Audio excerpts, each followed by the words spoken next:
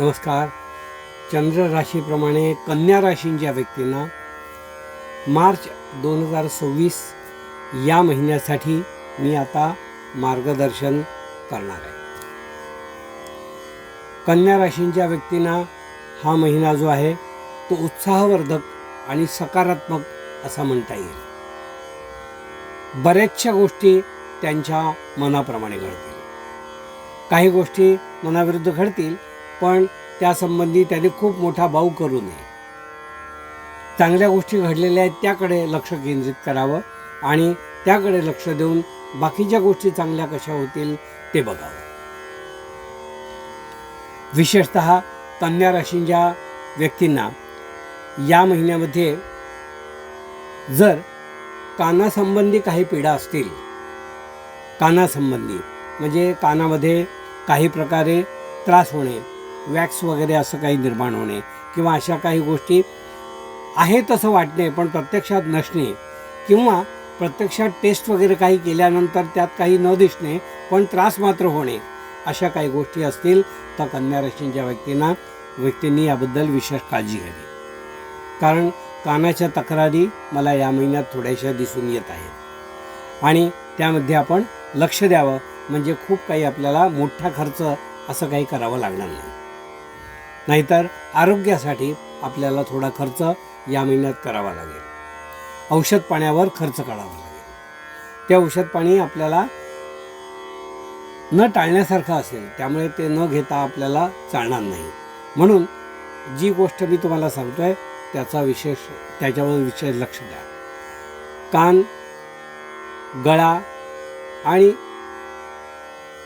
नाक हे एकमेकांशी संबंधित असल्यामुळे कान दुखत असला तरी त्याचं मूळ कारण दुसरंही काही असू शकतं, याचं आपण भान ठेवा. एवढी आपण काळजी घेतली तर आरोग्याबद्दल मला विशेष काही टिप्पणी याबद्दल या महिन्यात करायची नाही.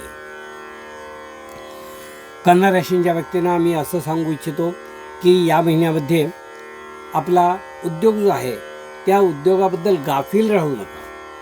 म्हणजे आत्तापर्यंत चांगलं चाललं आहे त्याचप्रमाणे पुढेही राहील हे समजणं चांगली गोष्ट आहे. पण काही गोष्टी जर वेळेवर आणि हव्या तशा घडत नसतील तर त्यामध्ये आपण जरा लक्ष देण्याचं आवश्यक आहे.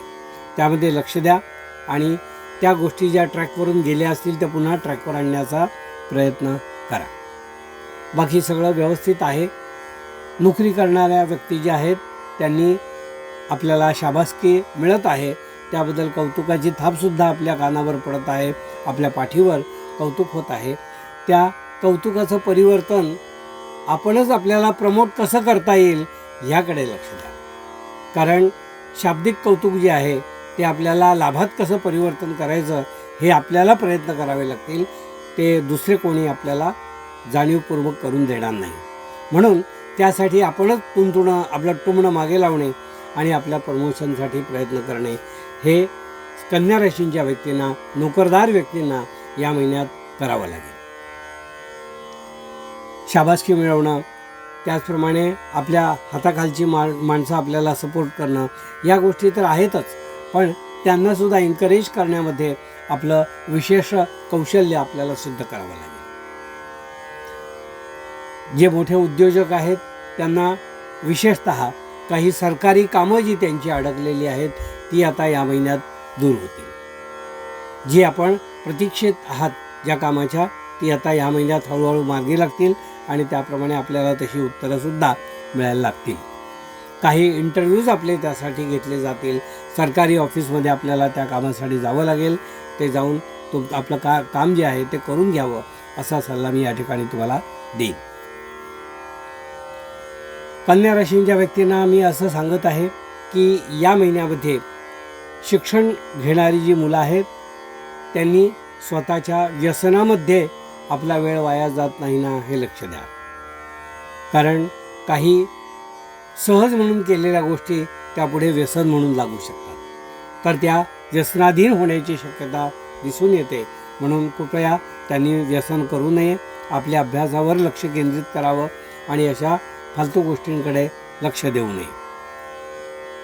त्यातून काही विद्यार्थ्यांना रॅगिंग करणे वगैरे अशा काही सवयी असतील किंवा असे काही नाद असतील तर त्यामध्ये त्यांना चांगलाच धडा या महिन्यात मिळेल. तर त्यामुळे त्यांनी अशा गोष्टीमध्ये पडू नये असा मुद्दाम मी सल्ला कन्या राशींच्या मुलांना शिक्षण घेणाऱ्या देत आहे. कौटुंबिक कारणामध्ये मी असं म्हणेन की थोडा पैशाची थोडीशी ओढाताण होत आहे. ज्यांचे प्रपंच आहेत किंवा मोठे प्रपंच आहेत त्यांना थोडी पैशाची ओढाताण म्हणजे त्याची तोंड मिळवणी करणं जरा कठीण जात आहे. पण चिंता करण्याचं कारण नाही. जेवढे आवश्यक पैसे आहे उत्पन्न जे आहे ते तुम्हाला येत आहे. धार्मिक बाबतीत आणि आध्यात्मिक बाबतीत आपली साधना जी आहे ती साधना चालू आहे. त्यामध्ये आपल्याला विशेष आनंदसुद्धा या महिन्यात मिळत आहे. तो आनंद आपण वाटायला शिका. आणखीन लोकांना त्यात समाविष्ट करून घ्या म्हणजे तुम्हालाही त्यातून आणखीन आनंद मिळत जाईल. कोर्ट प्रकरणामध्ये या महिन्यात आपल्याला उद्देशून जे काही निर्णय आहेत ते मात्र या महिन्यात लागणार नाहीत. कारण बऱ्याच वेळेला कोर्टात केलेले दावे किंवा अन्य काही गोष्टी ज्या आहेत त्या आपल्या मनाप्रमाणे जेव्हा घडत नाही तेव्हा आपण नाउमेद होत असतात. म्हणून मुद्दाम कोर्टात कुठलीही गोष्ट दावा लावणे वगैरे अशा काही गोष्टी करू नये. आणि पूर्वीचे निकालसुद्धा आपल्या मनाप्रमाणे या महिन्यात लागणार नाहीत. त्यामुळे उगाचच भांडण करणे अशा गोष्टी करू नये. गुप्तशत्रू आणि हितशत्रू या महिन्यामध्ये डोकं वर काढतील. तर ते कोण आहेत ते ओळखा.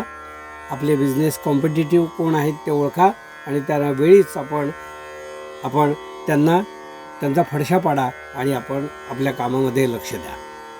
पती पत्नींना मिसअंडरस्टँडिंग किंवा गैरसमज असे उत्तरार्धात जे काही निर्माण होतील त्यावेळेला कोणीतरी एकाने गप्प बसलेलं बरं हे सूत्र लक्षात ठेवा.